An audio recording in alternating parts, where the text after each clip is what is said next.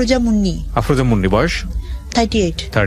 জি। মুন্নি, আপনি থাকছেন কোথায়, মানে বর্তমান? এখন বর্তমান বাসা আমার খিলক্ষেত। আর জন্ম জেলা? আর জেলা হলো পিরোজপুর, আর উপজেলা কাউখালী। কাউখালীতে। শুরু করেন একেবারে যেখান থেকে মনে আছে, যেভাবে বলতে ইচ্ছে করে। আচ্ছা, আমার বাবা যখন আমি ক্লাস 4-এ পড়ি তখন আমাদের যে ব্যবসাটা ছিল সেটা ক্লোজ হয়ে যায়। আমাদের কাঠের ব্যবসা ছিল আমাদের। জি, আমাদের সমিল ছিল। তখন আমি বড়, আমাদের বাসায় আমি মানে ছেলে মেয়েদের মধ্যে বড়? আমি বড়। কয় ভাই বোন ছিলেন আপনারা? আমরা 3 বোন 1 ভাই। 3 বোন 1 ভাই। তখন আমরা 2 বোন 1 ভাই ছিলাম, 1 বোন ছিল না। আচ্ছা। তারপর আমরা 4 ভাই বোন। আমরা এরপর আমাদের ব্যবসাটা বন্ধ হয়ে যাওয়াতে আমার বাবার চাকরির অল্প টাকা বেতনে আমাদের চলছিল না। ব্যবসা বন্ধ হয়ে যায় কেন? ব্যবসাটা বন্ধ হয়ে যায় পারিবারিক কারণে। আমার যৌথ ছিল, একাই করেছিল। পরে আমার বোন, মানে আমার ফুপুর হাজবেন্ড আসেন, তারপর আমার চাচারা ছিলেন, এসব কারণে পারিবারিক কারণে আর কি ওটা হয়ে যান আর কি। ওকে। আচ্ছা, তারপরে আমরা চিটাগং চলে যাই। কেউ জানে না আমরা কোথায় আছি। চিটাগং চলে যাই, ওখানে আমরা 1 বছর থাকি। তো ওখানে যখন আমার বাবার দেখা গেল যে চাকরিটা করতেন ওটা ঠিক মতো স্যালারি পাচ্ছিল না, তার সংসারটা চালাতে খুব কষ্ট হতো। যে জন্য আমরা আবার ঢাকায় চলে আসি। এসে আমরা খিলক্ষেতে আমরা বাসা নেই, খুব অল্প টাকা একটা বাসা নেই। কোন ক্লাসে পড়েন? তখন আমি ক্লাস 5-এ উঠলাম। উঠে তখন আমি চলে আসছি, খিলক্ষেতে চলে আসছি। ওই বছরটা এখানে এসে প্রাইমারিতে আমি ভর্তি হই আর কি, ভর্তি করেন। ক্লাস 6-এ যখন আমি উঠি তখন সেশন চার্জ দিয়ে ভর্তি করা, তখন থেকেই মানে আমার বাবা চাচ্ছিলেন না যে পড়াশোনাটা আমি করি। তারপরে আমাদের একটা ওষুধের ছোট করে একটা ফার্মেসি দিলেন, সেখানে আমাকে বসতে হতো। তার জন্য আমার বাবা চাচ্ছিলেন না যে আমি আর পড়াশোনা করি, কিছু একটা করি। আর আমার বাবা চাইতেন যে আমি ওই বয়স থেকেই মানে অন্যদের দেখে সে হতেন যে আমাকে কিছু করতে হবে। তারপর ঢাকায় এসে আমাকে এখানে ভর্তি করলাম। ক্লাস 5-এ আমি মোটামুটি করে পাস করে আসলাম। যখন ক্লাস 6-এ সেশন চার্জ দিয়ে ভর্তি হতে হবে তখন আমার বাবা ভর্তি করতে চাচ্ছিলেন না, যে এত টাকা লাগবে, এরকম বই কিনতে হবে, এটা পারবেন না, সে এরকম বলছিলেন। তো তারপরে আমার খুব ইচ্ছা আমি পড়াশোনা করবো। আমি বললাম আমি পড়াশোনা করতে চাই, অন্তত পক্ষে এসএসসিটা তো পাস করি, আমি এটা বললাম। তখন আমাকে ভর্তি করলেন। এরপর বই কেনা, তখন আমাদের সময় 91, তখন আমার আগের বছরের মানে বই, মানে যাদের 6-এ পরে পড়তো, যখন যারা 7-এ উঠলো ওদের বই আমাকে কিনে দিলেন আর কি। এরপর যেটা হতো যে আমার বই খাতা কলম আমি কিছুই ঠিক মতো পেতাম না, এমনকি বেতনটাও আমাকে দিতে হতো যেদিন আমার পরীক্ষা সেদিন। আচ্ছা, মানে খুবই খারাপ অবস্থা যেটাকে বলে, নাজুক অবস্থা। হ্যাঁ, কিন্তু আমার যেটা মনে হল এখন আমি বুঝতে পারি আসলে আমার সামর্থ্য ছিল না, এটাও ঠিক আছে। তারপর আমার বাবার একটু অবহেলাও ছিল, মানে পড়াশোনা করে কি হবে, মেয়ে ভাবতেছিল যে মেয়েদের পড়াশোনা করে কি হবে, এটা এরকম একটা চিন্তা ছিল। তো ক্লাস 7-এ যখন উঠি তখন সে খুব গড়িমসি করছিল, বলছিলেন যে ও এর মেয়ে, তখন কত বয়স, আর তখন বলছিল যে এর মেয়ে গার্মেন্টসে চাকরি করে, ওর মেয়ে গার্মেন্টসে চাকরি করে, তো আমি কেন কিছু করছি না, এটা বলছিল। তো এটা আসলে আমার খুব পছন্দ ছিল না। তা আমি ওই বছরটা অনেক কষ্ট করে পড়াশোনা করি, আমার নানার বাড়িতে যে থেকে পড়াশোনা করি ওই বছর আমার এতে। এরপর যখন আমি ক্লাস 8-এ উঠলাম আবার ঢাকায় চলে আসলাম, আবার সেশন চার্জ দিয়ে ভর্তি হতে হবে। ও ক্লাস 7-এ যখন উঠি তখন কিন্তু উনি আমাকে ভর্তি করেননি সেশন চার্জ দিয়েছি, যে জন্য আমি নানার বাড়িতে চলে গেছি। এরপর যখন আমি ক্লাস 8-এ উঠলাম তখন আমি আবার ঢাকায় চলে আসছি, ওখানে থাকাতেও সমস্যা হচ্ছিল, চলে আসছি। তখন আমার বাবা ভর্তি করবেন না আমাকে, স্কুলে ভর্তি করবেন না আমাকে, তার যে দোকানটা আছে সেখানে বসতে হবে। বিকেলে উনি 5টায় অফিস থেকে আসতেন, এসে উনি ওখানে বসবেন, আর আমাকে দোকানে বসতে হতো সারাদিন। তো উনি চাইতেন না যে আমি পড়াশোনাটা করি, বাই করি। তো ওই 8 বছরটা গেল। 9-এ যখন আমি যে বছর উঠলাম সে বছরও মানে পুরো 2-3 মাস চলে গেল। তখন আমি ঠিক করলাম যে আমি চাকরি করবো। সে গার্মেন্টসে চাকরির জন্য এত চাপ দেয়। তখন পাশে ওই খালাম্মা, উনি এখানে গুলশান 2 একটা গার্মেন্টস আছে, জিকন গার্মেন্টস, ওখানে জব করতেন উনি। ওনার মাধ্যমে আমি ওখানে চাকরি নিলাম। 6 মাস চাকরি করলাম, উদ্দেশ্য যে আমি শুধু পড়াশোনা করব, পরের বছর আমি যেন ভর্তি হতে পারি 9-এ, এটা। কিন্তু সেই টাকাটাও আমার বাবা নিয়ে গেলেন। সেটাও আমি কাজে লাগাতে পারিনি। তো গেল 8-9 2 বছর চলে গেল। তারপরে যখন আমি এর পরের বছর 9-এ ভর্তি হব, সেই এর পরের বছর তখনও 3 মাস চলে গেল, আমার বাবা ভর্তি করছেন না। এখন একদিন আমি খুব কান্না করছি যে আমাকে এই বছর ভর্তি না হলে 9 2 বছর তাহলে আর হবে না পড়াশোনা, 2টা বছর অলরেডি বসে আছি, পড়াশোনা তো আর হবে না, তাহলে তো আমার পড়াশোনা আর হবে না, এই পর্যন্তই শেষ, কি হবে আমার ভবিষ্যৎ, আমি অনেক পড়াশোনা করতে চাই, কান্না করছিলাম। তখন আমাদের বাড়িওয়ালি আন্টি উনি এসে বললেন যে মানুষের বাচ্চারা, আমাদের বাচ্চারা পড়তে চায় না, তাই আমরা পড়াতে চাই, আর আপনার মেয়ে পড়তে চাচ্ছে, আপনারা কেন পড়াতে চান না? উনি তখন আমাকে মাত্র 1000 টাকা লাগবে, সে 1050 টাকা না 70 টাকা ছিল তখন 95-এ। তখন উনি আমাকে 95 ওই টাকাটা এনে দিলেন আমার আম্মাকে। এরপর আমি সেই ভর্তি হই আর আমার টিউশনি করে পড়াশোনা শুরু। তখন এই পাশের বাসায় উনি টিউশনি ঠিক করে দিলেন উনি, এই আমার টিউশনি করে পড়াশোনা শুরু। এরপর আমার 4টা টিউশনি শুরু হয় 1-2 মাসের মধ্যেই, এবং পড়াশোনা তো আমি দেখা গেল যে টিচারের কাছে ঠিক মতো যে পড়তে হবে সেটাও আমি ম্যানেজ করতে পারতাম না। তারপরে আমার ম্যাথ ছিল, ইলেকট্রিক ছিল, তো আমি সেভাবে আমার টিচারের কাছে পড়তে পারতাম না, দেখে রেজাল্ট খুব ভালো হয়নি। তো 9-10 এভাবেই আমার খুব কষ্ট করে পড়াশোনা করে চলছিল। তারপর এসএসসি পরীক্ষা দিলাম, এসএসসি পরীক্ষাতে মোটামুটি পাস করলাম। তো টিউশনি করে আমার সবকিছু চলছিল। তারপর আমি এসএসসি কমপ্লিট করলাম, কমপ্লিট করার পরে আমার তো ভর্তি হলাম, টিউশনি চলছে, তো আমি চাকরিরও চেষ্টা করছি। তা আমার বাবা বলছিলেন যে আর ম্যাট্রিক পাস করে কি চাকরি হয়? তো তখন আমার বাবা বলছিলেন তোকে দিয়ে কিছুই হবে না।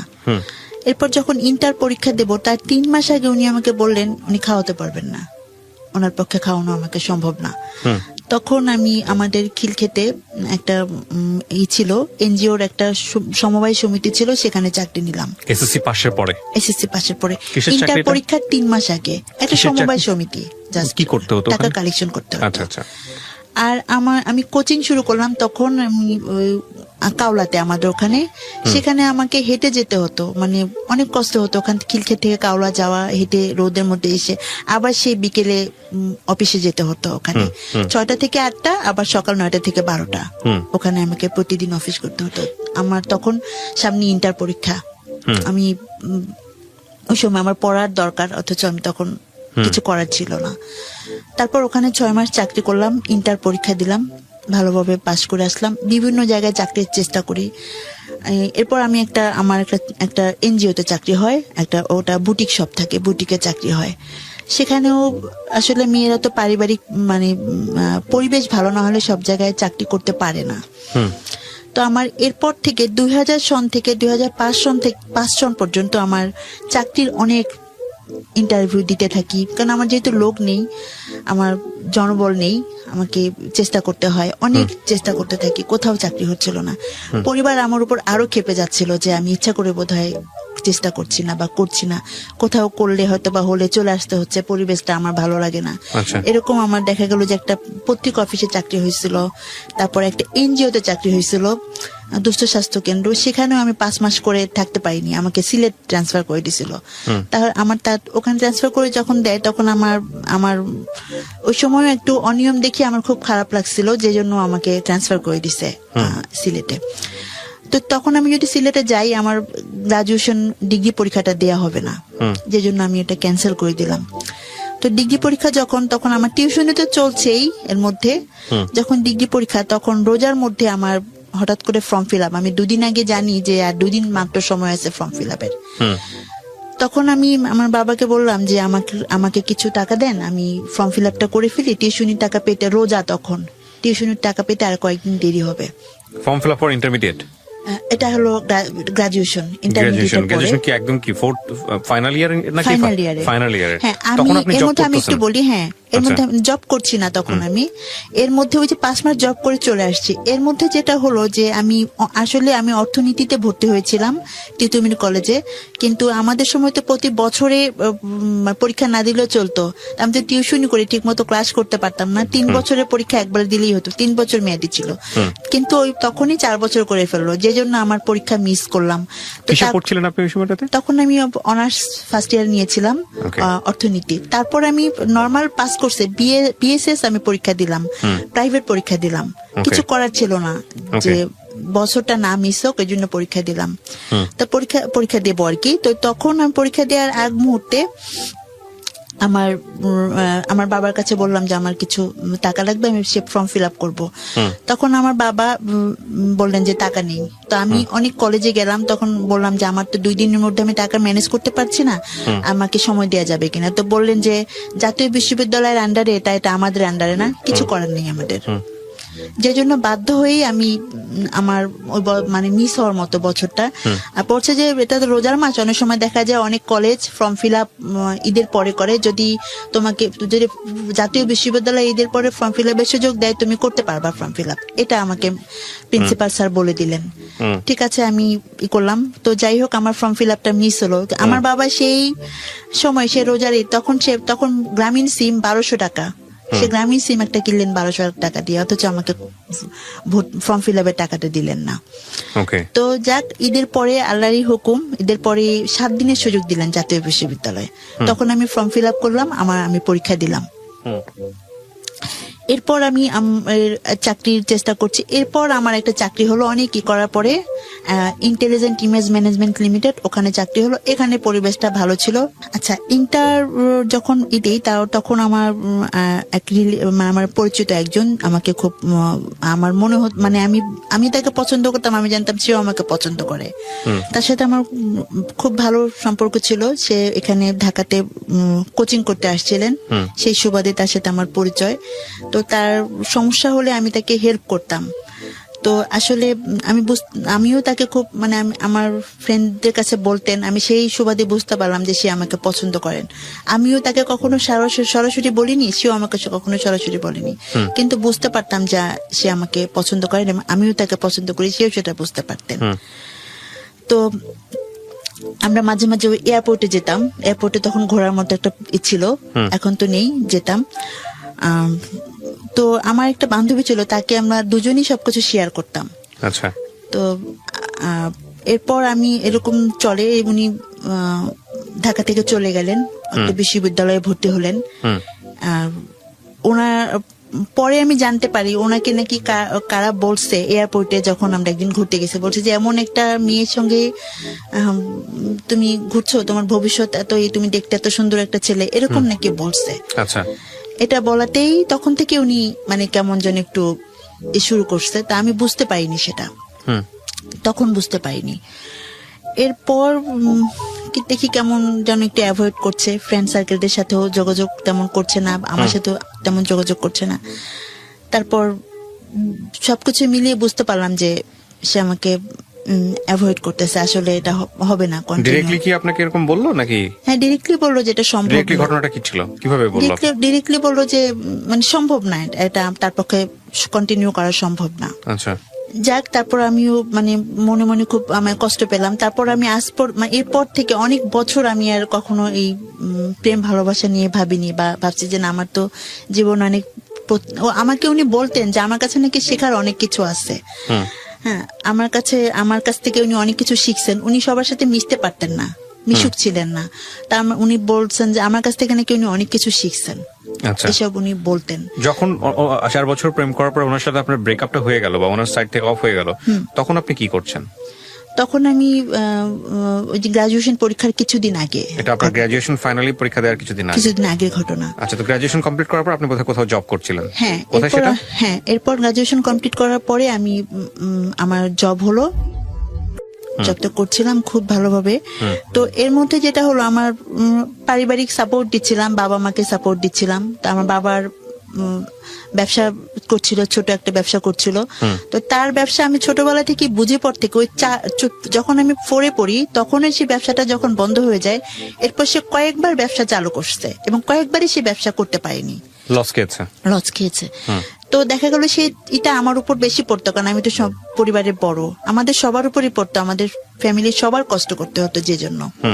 তো যখন আমার 2006-এ চাকরিটা হলো, তারপর থেকে আমি পরিবারকে সাপোর্ট দিতে শুরু করলাম।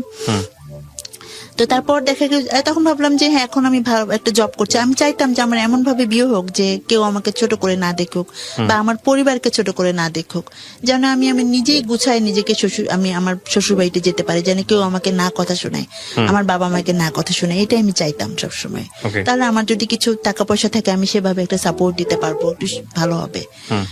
যখন আমি চাকরির পরে এরপর দেখা গেল যে ভালো মানে বিয়ের প্রস্তাবও ভালো আসছিল না, আসলেও আমার বাবা মা ভালো করে দেখে খোঁজ খবর নিয়ে যে বিয়ে দিবে সেটা করছিল না। একটা বিয়ে আসলো, ভালো করে খোঁজ নিল না, কিন্তু বিয়েটা তো দুদিনের না।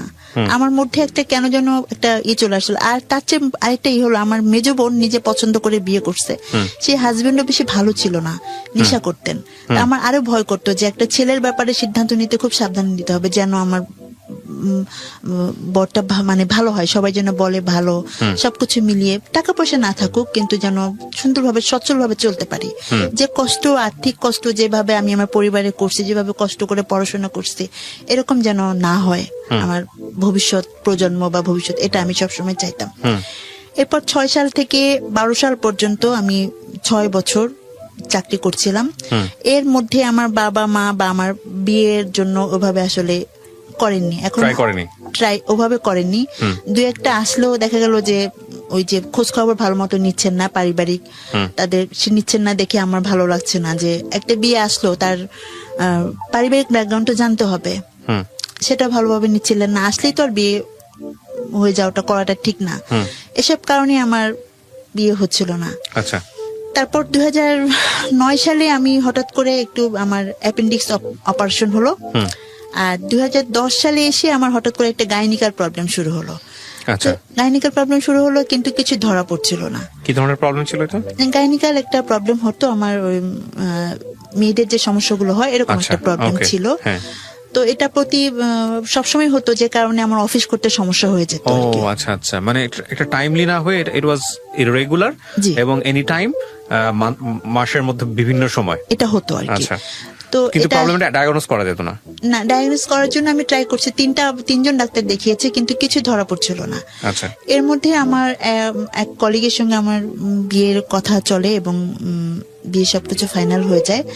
তো 2012 সালের শুরুতে ঠিক হয় যে এপ্রিলে বিয়েটা হবে। ঠিক তখন প্রবলেম কন্টিনিউ করছে আপনার? তখনও কিন্তু আমার অসুস্থতাটা কন্টিনিউ আছে। ও জানতো বিষয়টা? হ্যাঁ জানতো, সবাই জানতো, অফিসে সবাই এটা জানতো। আচ্ছা।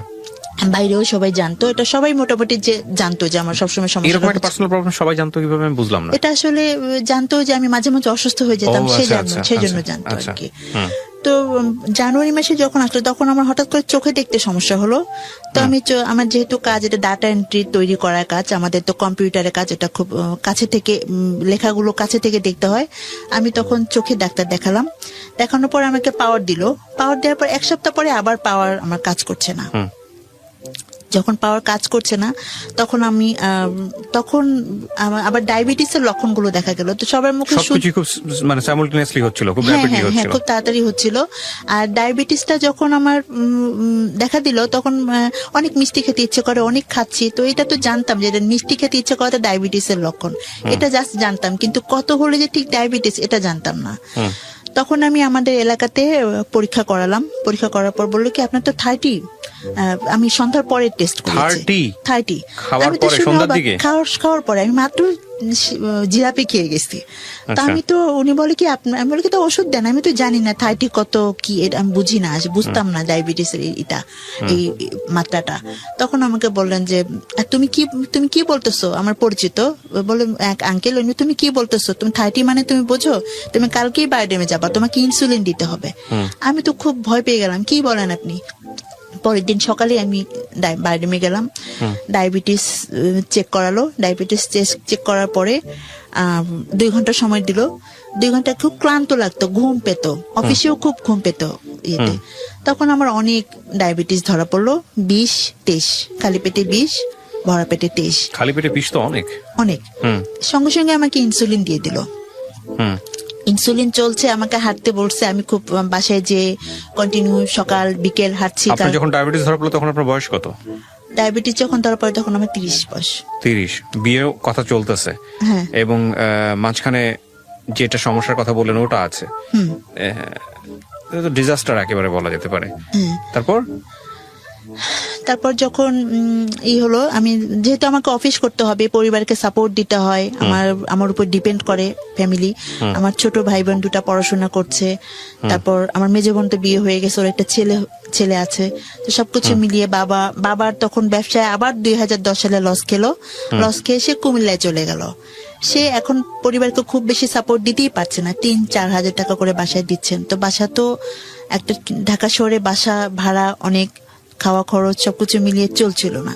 তো সেখানে আমার উপর ডিপেন্ড, আমি যদি সেখানে অসুস্থ হয়ে থাকি কিভাবে কি চলবে। তো এরপর আমাকে কিছু টেস্ট দিল, যখন ডায়াবেটিস ধরা পড়লো তখন কিছু টেস্ট দিল। তা আমাকে তো সুস্থ হতে হবে, তাড়াতাড়ি অফিস করতে হবে, নাহলে তো স্যালারি পাবো না। আমাদের হলো কাজের উপরে স্যালারি, তাহলে তো স্যালারি পাবো না, কিভাবে চলবে, কিভাবে আমি চিকিৎসা করব, অনেকটা চিন্তার বিষয়। তো এরপর যখন 15 দিন আমি এভাবে হাঁটতে থাকলাম, যে আমি শুনছি যে হাঁটলে নাকি ডায়াবেটিসটা কন্ট্রোল হয়ে যায়, খাওয়া দাওয়া কন্ট্রোল করছিলাম, ইনসুলিন দিচ্ছিলাম সকাল বিকেল। 15 দিন পরে আমি যখন বাইডেমে গেলাম, আমাকে যে আমি একাই গেছি, যে আমি তো বুঝতে পারিনি আমাকে কি বলবে তারা। তা আমি গেছি, আমাকে যে বলার পর বললো যে আপনার সাথে কি কেউ আসেনি যে আমাকে বলবেন যে ডাক্তার।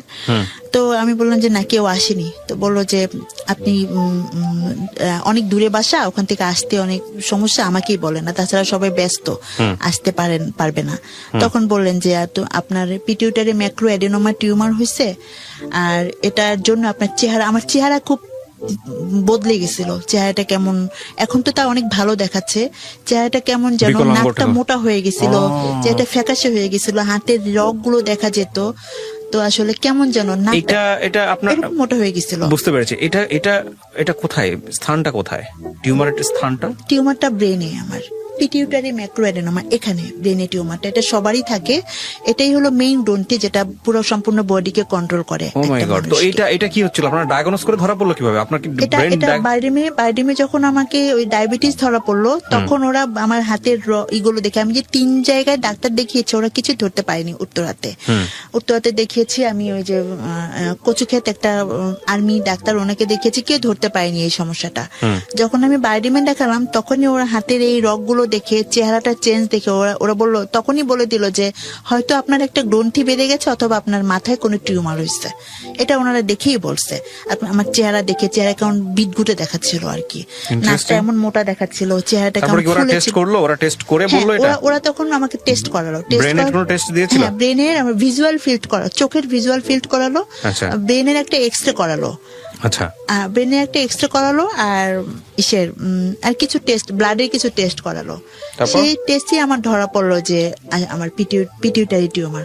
তারপর উনি বললেন যে আমার একটা এমআরআই করতে হবে, আর বললেন যে এটা এখন কোনো ব্যাপারই না, আপনি ভয় পাবেন না, বাংলাদেশে এরকম অপারেশন অ্যাভেলেবেল হয়, এখন কোনো ব্যাপার না, কিন্তু আমাদের বাইডেমে এই অপারেশন নেই, এটা বঙ্গবন্ধু মেডিকেলে যেতে হবে, আপনি ওখানে যোগাযোগ করেন। উনি রেফার লিখে দিলেন। আমি যখন বললেন, তখন আমার কাছে ব্যাপারটা তো কঠিন মনে হয়নি, কিন্তু যখন আমি বের হলাম রুম থেকে, ডাক্তারের রুম থেকে বের হল, বলি কি বললো এটা, আমি তাহলে কি আমার আয়ু এত কম, আমার ব্রেনে অপারেশন করতে হবে, আর আমি এত টাকা পাবো কোথায়? আমার মধ্যে হতাশা চলে আসলো যে আমি কিভাবে কি হবে। তখন আমি বের হয়ে যখন বঙ্গবন্ধু মেডিকেলের সামনে, ওখানে গাড়িতে উঠবো, আমাদের খিলক্ষেতে গাড়িতে উঠবো, ওখানে আমি দাঁড়িয়ে আছি, অনেক গাড়ি যাচ্ছে, আমি উঠবো, আমার কোনো জ্ঞান ছিল না। তো আমি গাড়িতে উঠে তারপর ফোন দিলাম বাসায়, আমার বোনের হাজবেন্ডকে ফোন দিলাম, আর অফিসে এক কলিগকে ফোন দিলাম। তো ব্রেন টিউমার ধরা পড়লো। তো আমার তো এই সম্পর্কে কোনো ধারণা নেই। এটা 2012 সালে ফেব্রুয়ারি মাসে ধরা পড়েছে। তো আমি তো ভাবতে পারছিলাম না কিভাবে আমি অপারেশন করব। তা বাসায় জানালাম, তো বাসায় সবাই চিন্তায় পড়ে গেল। আর অফিসে এক কলিগকে জানালাম ফোন দিয়ে যে আমার এরকম অসুস্থ। যার সঙ্গে বিয়ে হওয়ার কথা ছিল, ও কি বলছিল? ও জানতো বিষয়টা? উনিও জানছেন। উনি তখন আমাদের অফিস থেকে চাকরি ছেড়ে দিচ্ছেন, তার 1 বছর আগে চাকরি ছেড়ে দিচ্ছেন, 11 সালে চাকরি ছেড়ে দিচ্ছেন, উনি অন্য জায়গায় চাকরি করছিলেন। ব্রেন টিউমার, ডায়াবেটিস এবং পিরিয়ডিক্যাল প্রবলেম। জি, রাইট। তারপর তো ডাক্তার যেটা বললেন, আমার সব সমস্যায় যে সমস্যাগুলো হচ্ছিল চোখে Basically দেখতে, tumor-এর কারণে। সবকিছু আসলে টিউমারের টিউমারের জন্য কারণে, হচ্ছিল। হ্যাঁ, ইমব্যালেন্স হয়ে গেছে বডি। জি, সবকিছু ইনব্যালেন্স হয়ে গেছে। এটা এখানে অনেক হরমোন আছে যেগুলো ঠিকমতো, একটা হরমোন এখন ঠিকমতো অনেক বেশি বেড়ে গেছে। আচ্ছা। বেড়ে যাওয়ার জন্য আমার চেহারার এই চেঞ্জ গুলো আসছে। হরমোনাল ইমব্যালেন্স যেটাকে বলে, হ্যাঁ। জি। তারপর এরপর তো আমার আমি কিভাবে অপারেশন করব খুব চিন্তায় পড়ে গেলাম, বাসায় যে আমি কিভাবে কি করব। তখন আর তার 1 বছর আগে আমার আমি তো 97 পাস করেছি কুর্মিটোলা থেকে, কুর্মিটোলা স্কুল কিলগেট। তো ওই কুর্মিটোলা স্কুলে যারা আমার ব্যাচে যারা ছিল, ওরা তার 1 বছর আগে আমরা রিইউনিয়ন করেছিলাম। তো ওই রিইউনিয়ন করাতে তখন অনেকের সঙ্গে পরিচয় হয়, অনেক ছেলেদেরকে চিনতাম না, মেয়েদেরকে শুধু চিনতাম, ছেলে মেয়ে যেহেতু আলাদা ছিল। তখন অনেক ছেলেদের সাথে পরিচয় হলো এবং জানলাম যে আমার ক্লাসের একসাথে আমরা পড়াশোনা করছি। তো ওরা সবাই এগিয়ে আসলো আমার সেই ওরা যখন জানলো যে আমার এরকম এত বড় অসুখ, আমার বাসায় আসলো, কয়েকজন ফ্রেন্ড আমার বাসায় আসলেন, এসে জানলো যে এই অবস্থা। তখন বললো যে এরকম তো কেউ আমাদেরও হতে পারে, আমরা সবাই পার্টিসিপেট করব, এরকম আমাদেরও হতে পারে। অথচ ওরা কিন্তু ওদের নিজেদের বাড়ি, ওদের কোনো কিছুর অভাব নেই। তারপরও যখন এটা বললো তখন আমি মানে কাঁদবো না হাসবো আসলে, যে আল্লাহ এত বড় মানে দয়াময়, চিন্তা করার যেখানে আমার কোনো উপায় নেই যে আমি অপারেশন করব। ওরা আমাকে বেশ হেল্প করলো, আর অফিস কলিগরা সবাই মিলে হেল্প করলো। তখন আমি প্রস্তুতি নিলাম অপারেশন করার জন্য। এমআরআইটা করলাম, এমআরআইটা করার পরেই আমি প্রস্তুতি নিলাম। তো ফেব্রুয়ারি, মার্চ, এপ্রিলের 20 তারিখে আমি শেষ পর্যন্ত সিট পেলাম। সিট পেতে যে বঙ্গবন্ধু মেডিকেলে, বঙ্গবন্ধু মেডিকেলে সিট পেতে যেও সিট সহজে পাচ্ছিলাম না, কারণ এখানে তো সহজে সিট পাওয়া যায় না।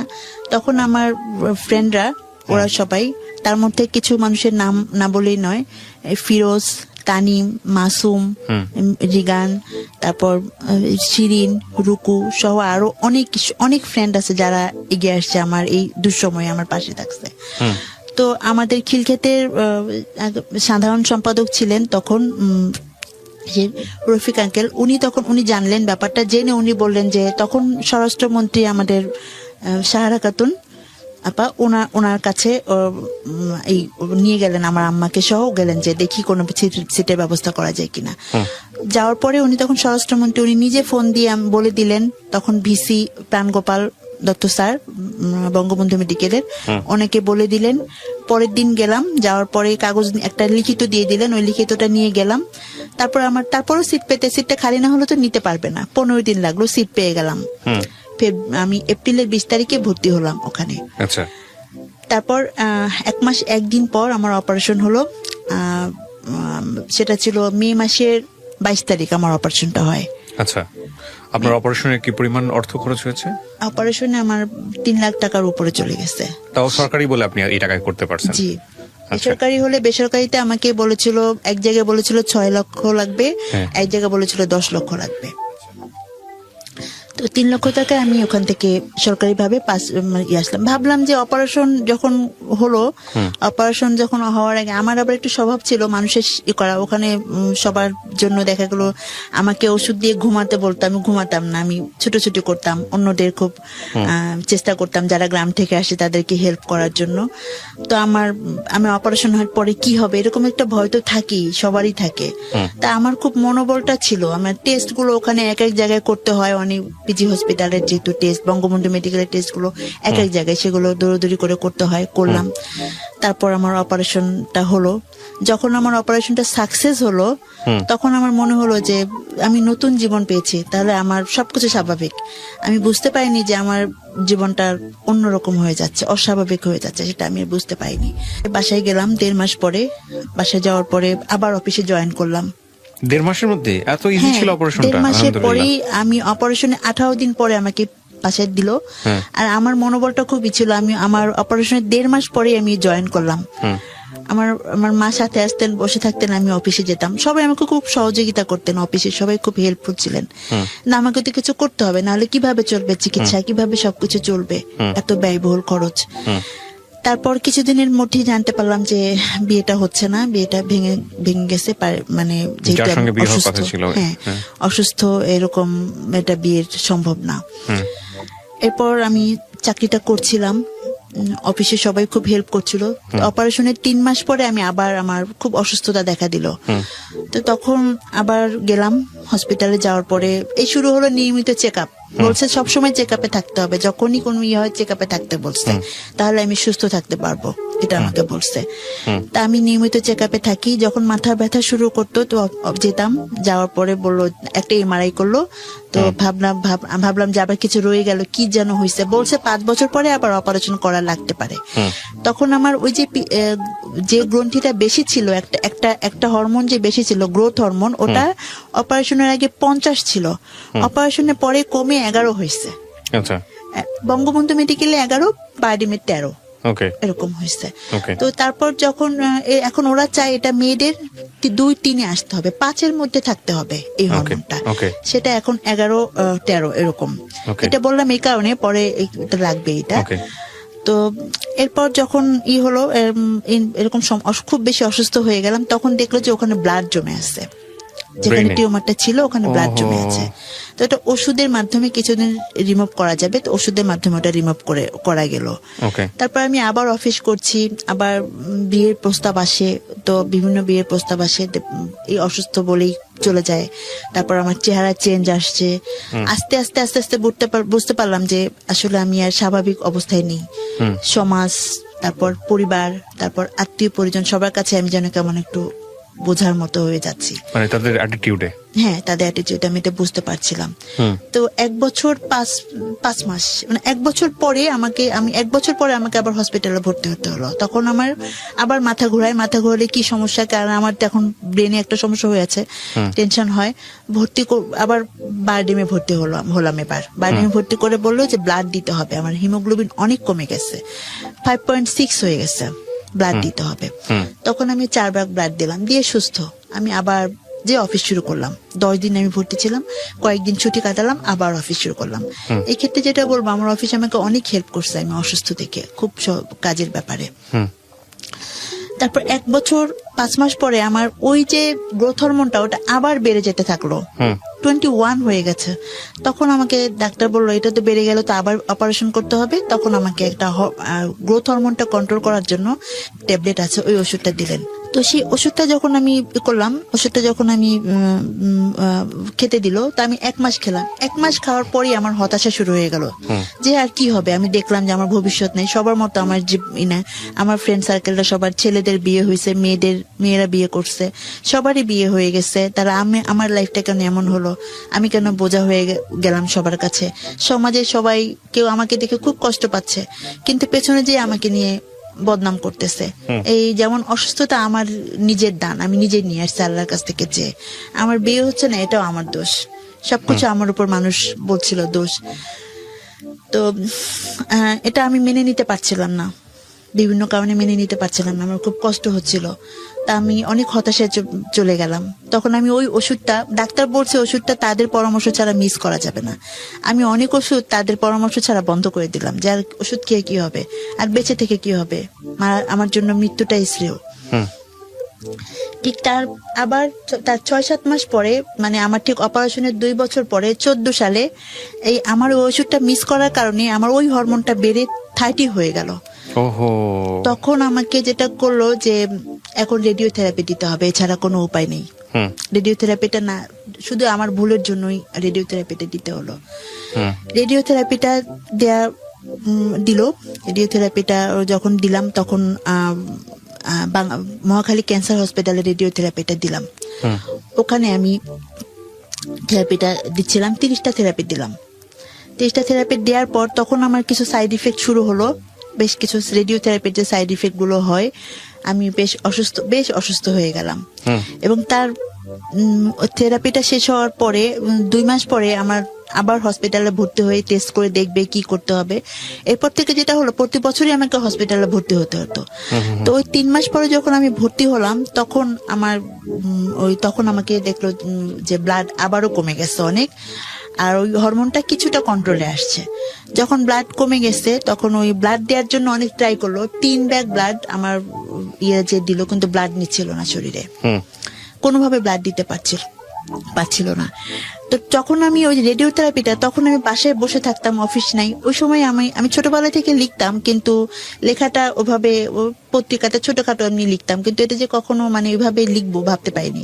যখন আমি দেখলাম যে আমি একা হয়ে যাচ্ছি পারিবারিক কারণে, সামাজিক কারণে সবকিছু, তখন আমি আমার কথাগুলো লিখে রাখতাম, খাতায় লিখে রাখতাম হাতে। তো এরকম লিখতাম। তো তখন আমি যখন রেডিও থেরাপিটার সময় আমার বেশিরভাগ লেখাটা ওই সময়টাই লিখছি। তারপর যখন 3 মাস পর হসপিটালে ভর্তি হলাম, ওই সময় যখন হসপিটালে ব্লাডটা নিচ্ছিল না, তারপর আমি আরো বেশি আমার লেখাগুলো আরো লিখলাম যে আমি তাহলে কি আমি আর সুস্থ হব না। এরপর আস্তে আস্তে করে আরো অসুস্থ হয়ে গেলাম। রেডিও থেরাপি যখন আমাকে ব্লাডটা দিতে পারলো না, তার 2-3 মাস পর আবারও হসপিটালে ভর্তি করে এবার একটা ইনজেকশন দিয়ে তারপর আমাকে ব্লাডটা দেওয়ার চেষ্টা করলো।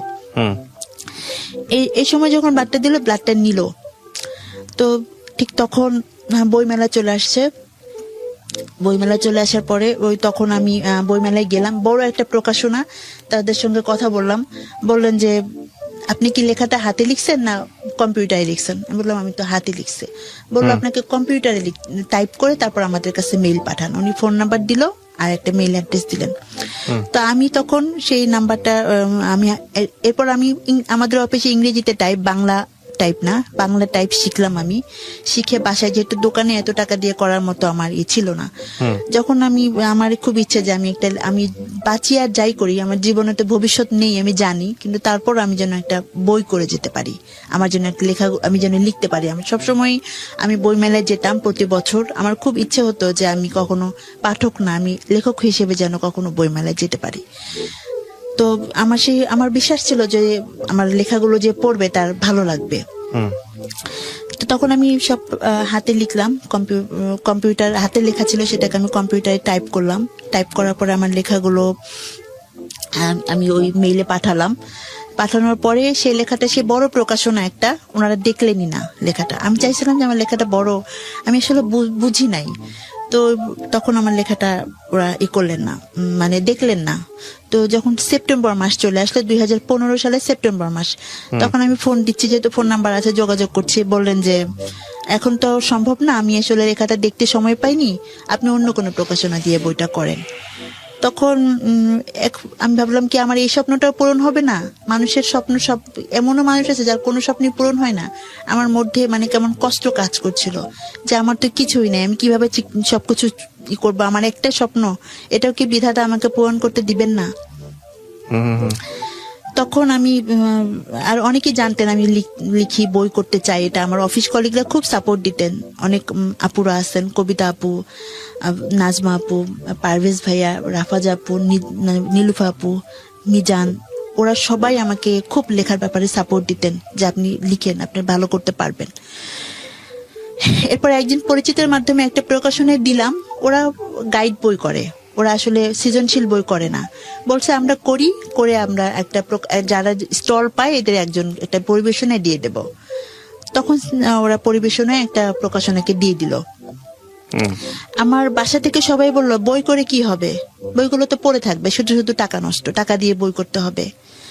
আর আমার ফ্রেন্ড সার্কেলরা অনেকেই বলল বই করে কি হবে, তুমি লিখো, আমরা তো জানি, তুই লিখিস আমরা জানি, আমার বই করে কি হবে, বই করা দরকার নেই, এমনিতে তো আমরা তোর লেখা জানি, এটুকে তুই লিখতে পারিস, লিখতে ভালো জানিস, আমরা তো জানি, তো বই করে কি হবে। তা আমি ভাবলাম যে না, বই পাশে পড়ে থাকুক, তবু আমি করব। তখন আমি ধূসর কন্যা আমার প্রথম বইটা করলাম। তো যখন বই মেলায় আমি যেতাম 2016 সালে, তো যেহেতু যে প্রকাশনাতে পরিবেশনায় ওরা আমার বইটা করেনি, ওরা তো ভালো করে আমার বইটা করতেন না, সেলের ব্যাপারে চেষ্টা করতেন না। আর নতুন একজন, আমি বুঝলাম যে নতুন ওখানে অনেক আছে আমার মতো, কার বই ওখানে, যারা পুরাতন, যারা খুব ভালো নাম করা রাইটার, ওদের বই সবাই কিনবে। আমি ওখানে আমার বই কেউ হয়তো ওভাবেই করবে না। ঠিক তখন আমার যে ট্রিটমেন্ট করেন বঙ্গবন্ধু মেডিকেলের একজন বড় ডাক্তার, বিভাগীয় প্রধান, এন্ডোক্রাইন হরমোনের ট্রিটমেন্ট করেন উনি, ফরিদুদ্দিন আহমেদ স্যার, ফরিদউদ্দিন স্যার, ওনাকে আমি একজন জুনিয়র ডাক্তার আমাকে দেখতেন, হালিম স্যার, উনিও লেখালেখি খুব পছন্দ করতেন, কবিতা লিখতেন। তো উনি বললেন যে এখন লেখালেখি করে কিছু হবে না, এখন অনলাইনের যুগ, এখন ডিজিটাল যুগ, এখন তো সবাই এতেই পড়ে, কোনো নেই। তারপর তুমি যখন করতে চাও করো। তো করলাম, বইটা করে আমি জাস্ট কিছু বই নিয়ে ওই স্যারকে দিতে, হালিম স্যারকে দিতে গেছি। উনি বললেন যে একটা স্যারকে বই দেন, নাম লিখে দেন, উনি কি কি লিখতে হবে তাও বলে দিলেন। তা আমি স্যারকে দিলাম। আমি জানি স্যার অনেক ব্যস্ত থাকেন, 2টা পর্যন্ত হসপিটালে থাকেন, বিকেলে উনি পপুলারে বসেন, তো উনি হয়তো 5টা থেকে এসে অনেক রাত পর্যন্ত থাকেন। তো উনি তো আমার বই দেখার সময় পাবেন না, পড়ার সময় পাবেন না। তবুও উনি যখন আমাকে ট্রিটমেন্ট করেন, উনি হয়তোবা সেই ইয়েতেই হয়তোবা দেখতেও পারেন বইটা এই জন্য আমি ওনাকে বইটা দিলাম। আমি 1 সপ্তাহ বইটা দেওয়ার 1 সপ্তাহ পরে আমি হসপিটালে গেলাম, আমাকে ভর্তি হইতে হবে আবার, যেহেতু প্রতি বছর আমাকে ভর্তি হইতে হয় কোনো না কোনো কারণে। এরপর থেকে 16 সাল থেকে যেটা হলো, আমার হরমোন ওই বছরই যখন ভর্তি হব তখন এরপর থেকে অনেক হরমোন ইনব্যালেন্স হয়ে গেল। শুধু ওই যে গ্রোথ হরমোনটা প্রবলেম ছিল, ওটা মোটামুটি কন্ট্রোলে চলে আসলো, কিন্তু sodium, potassium, haemoglobin, steroid, thyroid, others হরমোনগুলো ইনব্যালেন্স হয়ে গেল, কোনোটা কম কোনোটা বেশি, এরকম প্রবলেম হয়ে গেল। আমাকে সব ওষুধ খেতে হবে, আমাকে জানালো যে সব ওষুধ খেতে হবে। তখন ওই 1 সপ্তাহ পরে আমি যখন গেলাম, তখন টেস্ট করার পরে উনি আমাকে ভর্তি হতে বললেন। ভর্তি করার পরে উনি আমাকে, ওনাদের একটা কর্নার আছে, ওখানে ডেকে অনেক জুনিয়র ডাক্তাররা ছিলেন, ওদের সামনে উনি বললেন যে এই তোমরা কি জানো ও আমাদের পেশেন্ট, এই পেশেন্ট কি একটা বই লিখেছে, সেই বইটায় যে তথ্যগুলো লিখেছে, এমআরআই করার পরে কি অবস্থা হয়, হসপিটাল জীবন কেমন হয়, আশেপাশে যেই থাকে মৃত্যুগুলো কেমন হয়, এগুলো কিন্তু আমরা অনেক কিছু জানি না। আমরা একটা পেশেন্টকে চিকিৎসা দিয়ে ছেড়ে দিই, তারপর সেই পেশেন্টের মনের অবস্থা কি হয় আমরা এটা জানি না। এই পেশেন্টটা কেমন থাকে, কি অবস্থায় থাকে আমরা কিছু জানি না, আমরা চিকিৎসা দিয়ে ছেড়ে দিই। তো এই বইটা অনেক কিছু শিক্ষামূলক আছে, অনেক কিছুই আছে, যে আমি ওখানে অনেক মৃত্যু দেখেছি, যে আমার চোখে সেই মৃত্যুগুলো আমি লিখেছি আমার বইটাতে, যা আমার খুব খারাপ লেগেছে। আমার রুমে যে অনেকগুলো মানুষ মারা গিয়েছে, তারপর আমার মতোই একটা মেয়ের অপারেশন হয়েছে, সেই মেয়েটাও মারা গিয়েছে, ওগুলো আমি আমার বইয়ে তুলে ধরেছি। তো তখন স্যার বললেন যে ওর বইটা তোমরা সবাই পড়ে দেখবা, এখানে অনেক কিছু শিক্ষামূলক আছে, এটা সব ডাক্তারদের কাছেই থাকা উচিত এই বইটা। আমি তো একদম পুরাই অবাক হয়ে যাই যে উনি আমার বইটা কখন বললেন যে আমি বইটা পড়বো কখন, সময় পাচ্ছিলাম না। আমি যখন গাড়ি দিয়ে বাসায় যাই বা হসপিটাল থেকে, তখনই আমি ওর 2-3 দিন ওর বইটা পড়ে শেষ করছি। তা আমার ওর বইটা খুব ভালো লাগছে, তোমরা সবাই ওর বইটা পড়বা।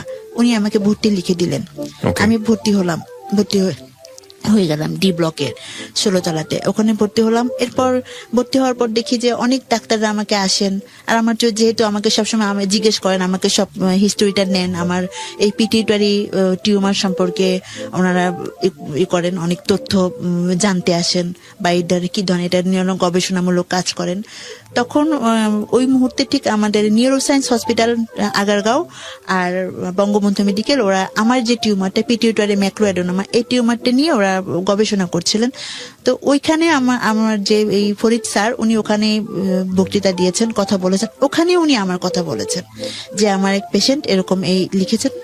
এরপর অনেকগুলো ডাক্তার, 40-45 জন ডাক্তার একদিন আসছেন, এসে দূর থেকে আমাকে দেখছেন। এখন আমি লজ্জা পাচ্ছি, কারণ আমার চেহারাটা চেঞ্জ, ওরা দেখলেই বলে যে অ্যাক্রোমেগালি পেশেন্ট। আমি তো বুঝি না এটা ঠিক কেন বলেন, তা বুঝতাম যে আমার চেহারা যে চেঞ্জ, এই কারণে ওনারা বলেন এটা যে অ্যাক্রোমেগালি পেশেন্ট, এটা বলেন, এটা আমি বুঝতাম। 904 ওকে, আমরা যেখানটায় ছিলাম তারপর তো আমি ভাবছিলাম যে দূর থেকে মনে ওনারা দেখছেন, তা আমি খুব লজ্জা পাচ্ছিলাম যে আমাকে দূর থেকে এসে এরা কি দেখছে কেন এরকম। তো একজন এসে বললেন যে আমার নাম জিজ্ঞেস করলেন, তা আমি বললাম যে এটাই আমার নাম। তো উনি বললেন যে আসলে নিউরোসায়েন্স হসপিটালে আজকে স্যার আপনার কথা বলেছেন, আপনার এরকম বই লিখেছেন, আপনার কি সমস্যা, এই সব কিছু শুনলেন, এবং ওনারা আমার অনেকগুলো বই নিয়ে নিলেন।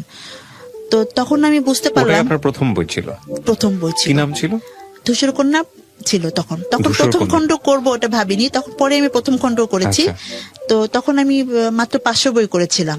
তা আমার অনেক বই সেল। এবারে বইমেলাতে পাওয়া যাবে আপনার ওই বইটা? এবার বইমেলাতে আমার বইটি আছে। কোথায় আছে এটা? এটা হলো অমর প্রকাশনীতে, আমার প্রথম খণ্ড, দ্বিতীয়, সবগুলো বই এখন অমর প্রকাশনীতে পাওয়া যাবে। কি নামে পাওয়া যাবে?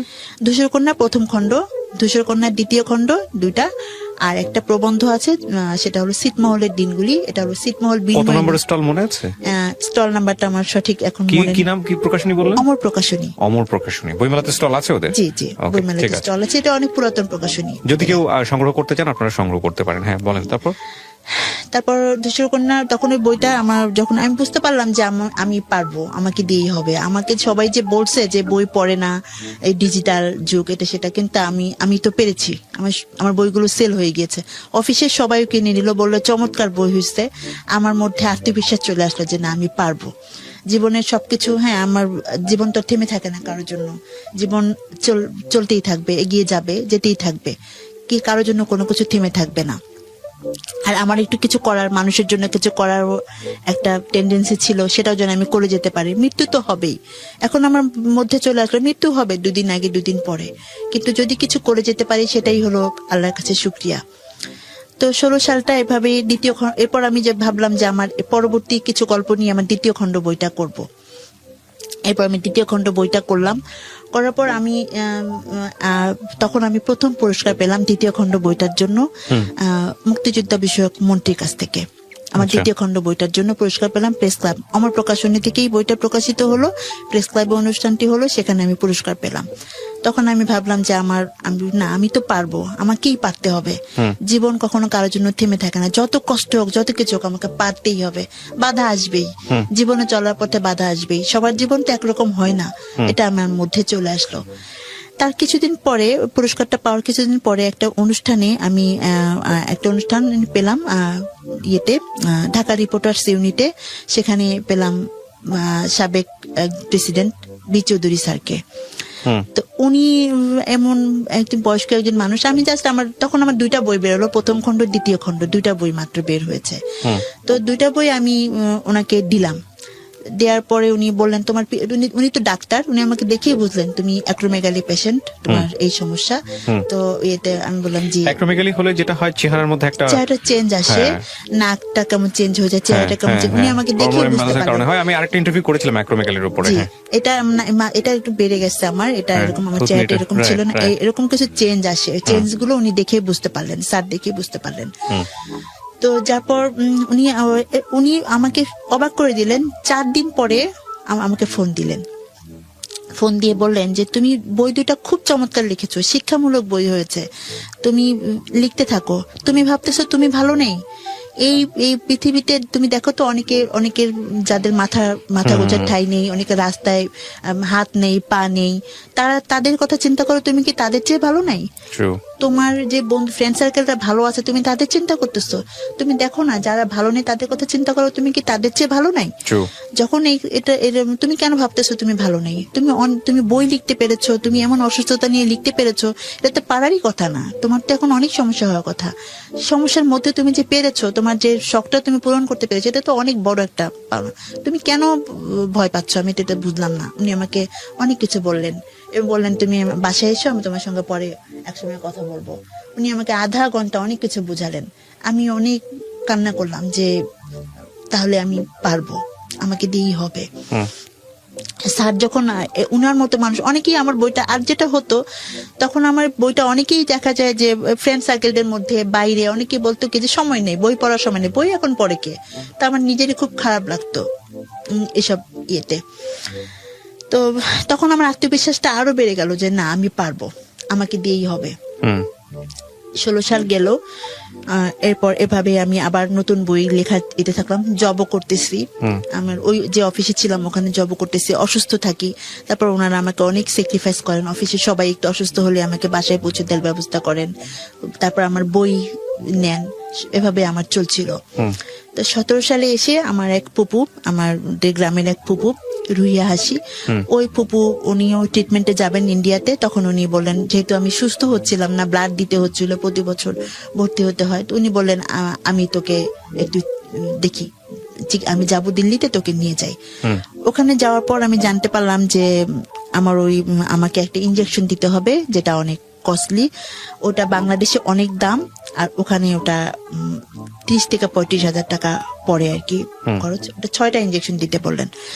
তো তখন আমি এত টাকা কোথায় পাবো, আমার বই সেল চলছিল, অফিস সবকিছু মিলিয়ে। তখন ওই ফুপুই আমাকে হেল্প করেছেন 6টা ইনজেকশনের ব্যাপারে, সবটুকুই উনি অনেকের কাছ থেকে কারেকশন করে দিয়েছেন, নিজে দিয়েছেন। এভাবে আমার 6টা ইনজেকশন দেওয়ার পর মোটামুটি সুস্থ। আমি ভাবলাম এরপর যখন ছিটমহল নিয়ে যখন 2015 সালে যে এটা দেখলাম টিভিতে, দেখলাম যে ওখানে ওটা আমাদের দেশেরই এমন একটা অংশ যেটা ভারতেরও না বাংলাদেশেরও না, ওরা কত অবহেলিত। তখন হলো ওদের চেয়েও তো আমি অনেক ভালো আছি। ওদের ভোটার আইডি নেই, ওদের কোনো পরিচয় নেই, ওরা হসপিটালে ভর্তি হতে পারে না, ওরা পড়াশোনা করতে পারে না, ওরা এত অবহেলিত ছিল এত বছর। আমার খুব কষ্ট লাগলো। তখন মনে হলো যে আমি ওখানে যাব, আমি ওদেরকে নিয়ে লিখবো, ওদের কাছ থেকে তথ্য নিব, জানবো। আমি 21 চ্যানেলে, তারপরে এটিএন বাংলায় নিউজ দেখলাম। তখন যে নিউজগুলো দেখে আমার খুব খারাপ লাগলো যে আমি যাব ওখানে, যে আমি তথ্যগুলো নেব। এরপর আমি ছিটমহল গেলাম, দাসিয়া ছড়া সেই নাগেশ্বরী, ওখানে গেলাম। ওখানে যে থেকে সে তথ্যগুলো নিলাম, নিয়ে ছিটমহলের সেই তথ্য নিয়েই একটা বই লিখলাম, একটা বই করলাম, প্রবন্ধ করলাম, ছিটমহলের দিনগুলি। সেই বইটার নাম দিলাম।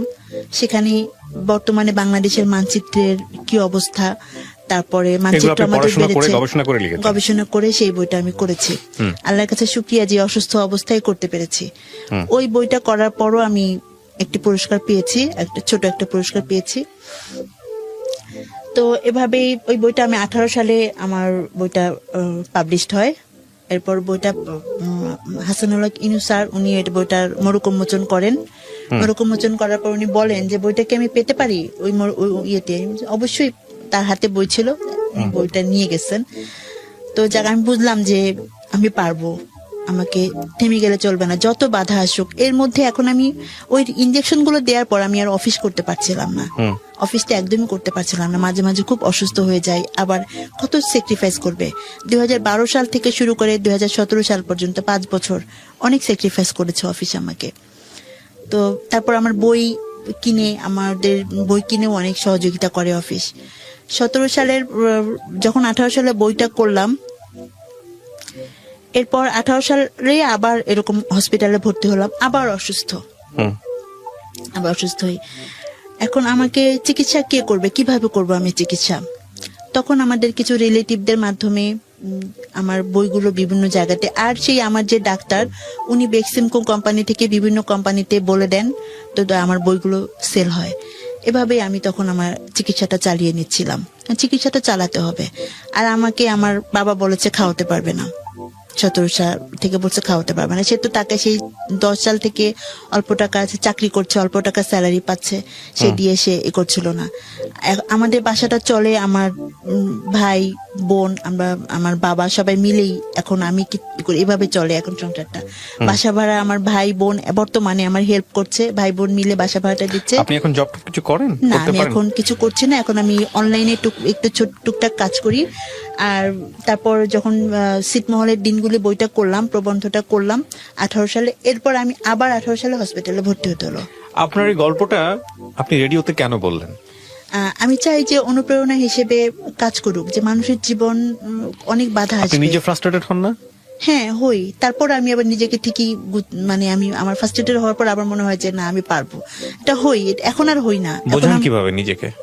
আমি নিজেকে বোঝাই যে না, তারপর তো এটা জীবন তো থেমে থাকবে না, চলতেই হবে। কিছু যদি করে যেতে পারি ভালো কাজ, সেটাই বা কজন পায় আজকের এই রাইট। বলেন। হ্যাঁ বলেন। আমার মতো করে আমি যেভাবে ভাবছি সমাজকে নিয়ে, সেটা একটা সুস্থ মানুষ নাও ভাবতে পারে। আমি অসুস্থ নিয়ে যেটা করতে পারছি, একটা সুস্থ মানুষ সেটা নাও করতে পারে। তারপর তো আমি এখন প্রতি বছর যদি একটা বই করতে পারি, সেটাই বা কম কিসের? এটাও তো আমার জীবনে একটা বড় পাওয়া। গল্পটা আমি যখন শুনছিলাম, আমি বিভিন্ন রকমের কাজ করতে করতে সাধারণত গল্প শুনি। এটা আমার একটা সিক্রেট আমি আজকে বলি। আপনি দেখছিলেন আমি মোবাইল টিপছিলাম। জি। এটা আমি খুব সচেতন ভাবেই করি। কেন করি জানেন?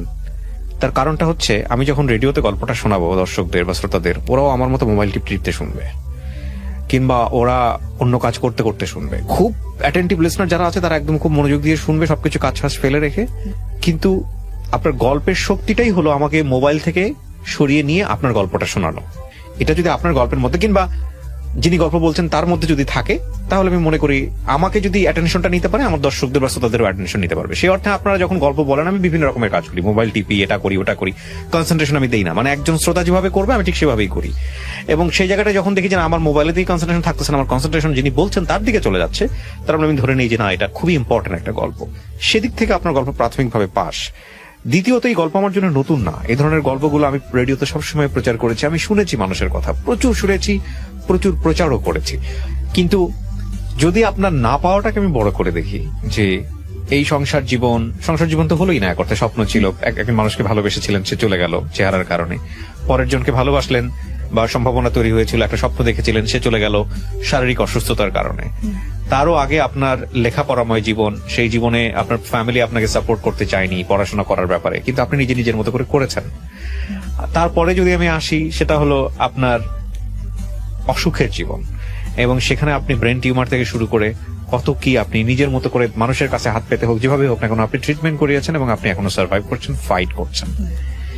আপনার এই গল্পটা ইতিহাসের পাতায় লেখা থাকবে না, কিন্তু আপনার মতো অসংখ্য নারী বাংলাদেশে আছেন যারা নিজের জায়গাটা থেকে নিজেকে স্টাবলিশ করার জন্য, নিজেকে টিকিয়ে রাখার জন্য প্রতি মুহূর্তেই ফাইট করছেন।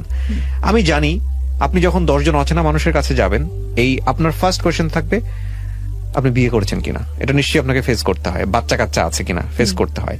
এবং আপনি যে গল্পটা আজকে 1 ঘন্টা সময় নিয়ে বললেন, 1 ঘন্টা ধরে তো আপনি তাকে বোঝাতে পারবেন না যে আপনি কেন বিয়ে করতে পারেননি।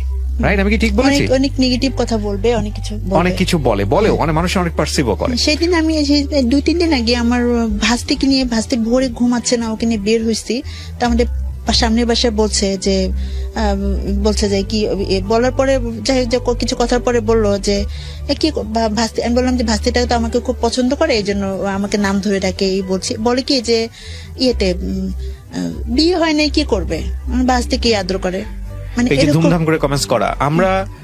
আমি এই কথাগুলো এই কারণে বলছি, প্রিয় দর্শক এবং শ্রোতা, দুটো অ্যাঙ্গেল আছে আজকের এই গল্পে।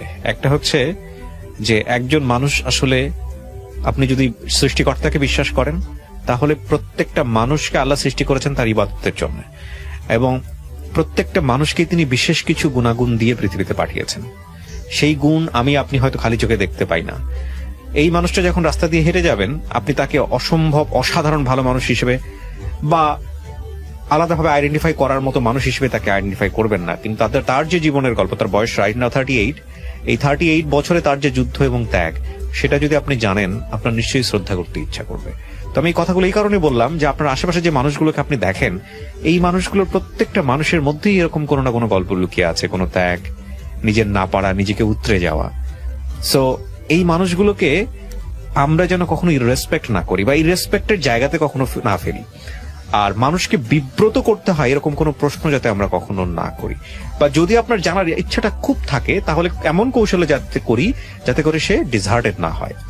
আমি অবশ্যই আপনাকে স্যালুট জানাই যে আপনি নিজের যে জায়গাটা তৈরি করেছেন, নিজেকে যেটা নিজে বুঝ দিয়েছেন, আপনি অবশ্যই একজন সেই দিক থেকে উতরে যাওয়া একজন মানুষ, এবং আপনার কাছ থেকে অনেক কিছু আমাদের শেখার আছে। কখনোই হারবেন না। আর অ্যাজ এ বিলিভার হিসেবে আমি আপনার জন্য দোয়া করি অন্তর থেকে, এবং আমি বিশ্বাস করি নিশ্চয়ই আল্লাহ আপনার জন্য কোনো না কোনো একটা ভালো ব্যবস্থা করে রেখেছেন। সো এটাই হচ্ছে ব্যাপার। আপনাকে আমি অনেক ধন্যবাদ জানাই যে আপনি আমাদের এই জীবন গল্পে আজকে এখানে এসেছেন। ঘন্টাখানেক সময় আমি খুব মন্ত্রমুগ্ধের মতো শুনলাম, এবং আমি মনে করি আজকের এই গল্পটা প্রচার করবার পরে অনেক মেয়ে আছেন, অনেক নারীরা আছেন যারা নীরবে নিভৃতে মুখ লুকিয়ে কাঁদেন নিজের দুঃখের কথা ভেবে, তারা অন্তত আপনার এই গল্পটা শোনার পর নিজেকে হালকা মনে করবে। অনেক ধন্যবাদ আপনাকে। সুপ্রিয় দর্শক এবং শ্রোতা, আজকের মতো এখানেই শেষ করছি। আগামী বুধবার রাত 11টায় আমার সঙ্গে কথা হবে।